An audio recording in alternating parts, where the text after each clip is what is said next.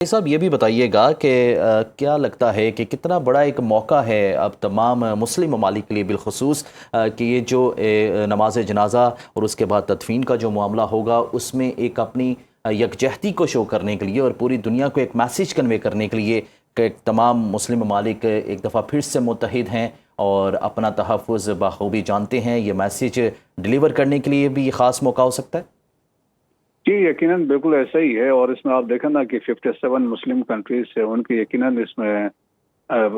Representation ہوگی، ان کو بعض کے لیڈرز آئیں گے، بعض کی طرف سے ڈیلیگیشنز آئیں گے، تو دنیا کے لیے ایک بڑے واضح میسیج ہیں۔ تو آیت اللہ خامنائی ایک کسی مسلک کو ریپرزینٹ نہیں کرتے تھے، وہ عالم اسلام کے ایک جہت عالم تھے، اور دوسرے سے ریسپیکٹ تمام فرقوں میں ان کی طرف ان کے لیے تھی۔ سو دیٹس وائی اٹیچمنٹ ہے وہ یہاں پہ دکھائیں گے، تو باقی ایک بڑا واضح میسیج ہوگا دشمنوں کے لیے، یا انڈیا کے لیے بھی ہے، اسرائیل کے لیے بھی ہے، اور جو دوسرے لوگ ہیں کہ جو مسلمان باقی ممالک کی ریسپیکٹو آف مسلکی اس کے اختلافات کے باوجود کوئی اگر ہے، لیکن جو ریسپیکٹ ہے عالم کے لیے اور ایک آیت اللہ کے لیے، تو وہ اس کا اظہار ہے، اور یہ تمام ممالک آ کے اس میں پیش ہوں گے۔ اور خاص طور پہ آپ دیکھیں کہ جس طریقے سے ایران نے انڈیا کو بھی انوائٹ کیا تھا، ان کے پرائم منسٹر کو انوائٹ کیا تھا، تو وہاں سے جس طریقے سے ان کا اسٹیٹ منسٹر آ رہا ہے اور ایک گورنر آ رہے ہیں بہار کے،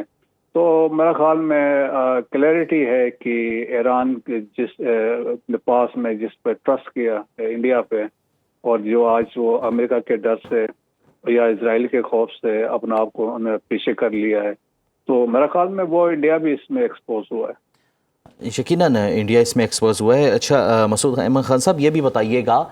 کہ جس طرح سے ہم نے دیکھا کہ پاکستان کی تقریباً پوری قیادت عسکری ہو یا سیاسی ہو وہ اس وقت تہران پہنچ چکی ہے، اور وزیر اعظم شہباز شریف کا وقت بھی کچھ ہی دیر میں وہاں پر پہنچ جائے گا، تو کیا لگتا ہے کہ اس کے بعد ترکیہ کا بھی دورہ ہے وزیر اعظم شہباز شریف کا، تو کیا ہم یہ ایکسپیکٹ کر سکتے ہیں کہ وہ ایک مسلم ہب جو بازگشت کی جا رہی ہے کہ بننے جا رہا ہے اور اس کی لیڈرشپ جو ہے وہ پاکستان کو دی جائے گی، اب وہ وقت آ چکا ہے کہ اس کا بھی ایک میسیج کنوے کر دیا جائے پوری دنیا کو؟ جی ہاں، لائکلی دیکھیں کہ R4 جسے کہا جاتا تھا، جس میں پاکستان ہے، ترکیہ ہے، ایجپٹ ہے، سعودی عرب ہے، سب سے امپورٹنٹ جو مسلم ورلڈ میں کنٹریز ہے، انہوں نے جس طریقے سے ایک الائنس بنایا، مڈل ایسٹ میں ایک الائنس بنایا ہے، اور اس میں آپ سمجھ لیں it is a middle east security ہے، اور اس سے اگینسٹ بیسیکلی اسرائیلی ایکسپینشن جو ڈیزائنس ہیں اس کے اگینسٹ ہے۔ تو واضح ایک بڑا میسیج ہے کہ اسرائیل کے لیے کہ اگر ایسا کچھ ہو سکتا ہے تو یہ ممالک یہاں پہ اکٹھے ہو چکے ہیں،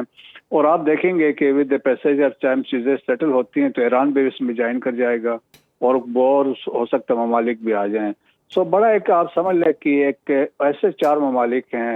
جو اب لوگ تو ان کو اسلامک نیٹو بھی کہہ رہے ہیں، تو ایک بڑا واضح میسیج ہے، اسپیشلی یقیناً لیڈرشپ پاکستان کے پاس ہوگی۔ پاکستان کی اہمیت ہے کیونکہ پاکستان کی جیو اسٹریٹجک پلیئر بھی ہے، کہ نیٹ سیکورٹی پرووائڈر بھی بن چکا ہے، پھر ایک we are the only Muslim nuclear power بھی ہیں، جیو اسٹریٹجک پلیئر بھی ہیں، سو پاکستان کی بڑی بنتی ہے۔ تو یقیناً میرا خیال میں پاکستان اس کو یقیناً لیڈ کرے گا، لیکن پاکستان کی خواہش ہوگی کہ تمام جو مسلم ممالک ہیں ان کا پیسفل کو ایگزسٹنس ہو، خاص طور پہ GCC کنٹریز کا ایران کے ساتھ پاکستان کوشش کرے گا، جو ابھی مسٹرسٹ ہے، اسپیشلی UAE ہے اور UAE ہے، کویت ہے اور بحرین ہے، ان کو بھی ایڈریس کروائے گا۔ بالکل صحیح۔ اچھا بریگیڈیئر ریٹائرڈ مسعود خان صاحب یہ بھی بتائیے گا کہ ابھی کچھ دیر قبل ہم نے دیکھا کہ ایرانی صدر مسعود پزشکیان کی جانب سے ملک بھر کی عوام سے پرزور اپیل کی گئی ہے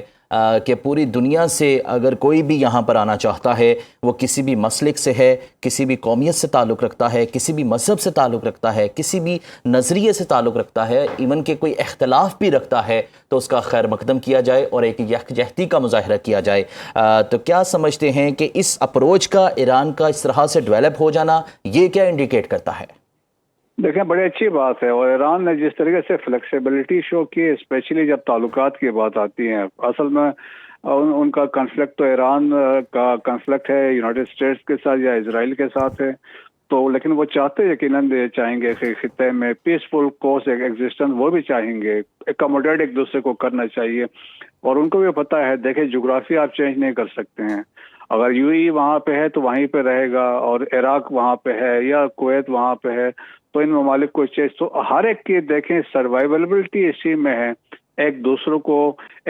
को एक्सेप्ट करे और दूसरों को एकोमोडेट करे, तो मेरे ख्याल में फिर खिते में के डेवलपमेंट हो सकती है। मेरे ख्याल में ईरान में भी इसमें फ्लेक्सिबिलिटी देखी। अब रिसेंटली उन्होंने बातचीत जिस तरह आगाज किया है ख़ास तौर पे यूएई के साथ, और या तो मेरे ख्याल में वो एक पॉजिटिव डेवलपमेंट है। तो यकीनन कोशिश यही होगी और यकीनन आयतुल्लाह मुज्तबा खामनाई की भी यही ख्वाहिश होगी कि मुस्लिम ममालिक के इर्रेस्पेक्टिव आपके जो क्या सोच रखते हैं, लेकिन आपस में भाईचारा होना चाहिए, तब जाके तामीर और तरक्की हो सकती है। अच्छा सर, बिल्कुल ये तो तमाम मुस्लिम उम्मा जो हैं, जो मुसलमान हैं, वो चाहते हैं कि मुस्लिम ममालिक में इत्तेहाद हो, लेकिन अगर हम इस खित्ते को देखें तो इख्तलाफात पाए जाते हैं। इस जंग के दौरान हमने देखा कि मुत्तहिदा अरब अमारात और ईरान के ताल्लुकात बहुत ख़राब हुए। अब चूँकि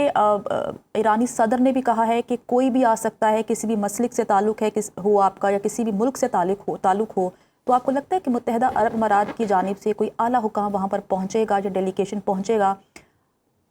जी हाँ, यकीनन आएंगे जी। आप देखें, ये बिल्कुल यही तो मौका है कि जिसमें आपने अपने सॉलिडरिटी शो करनी, यकजहती शो करनी है, और तो मेरा ख्याल में ये मौका तो कोई हाथ से नहीं जाना देगा। इसमें अपने रेस्पेक्ट शो करने, खास तौर पर वो ममालिक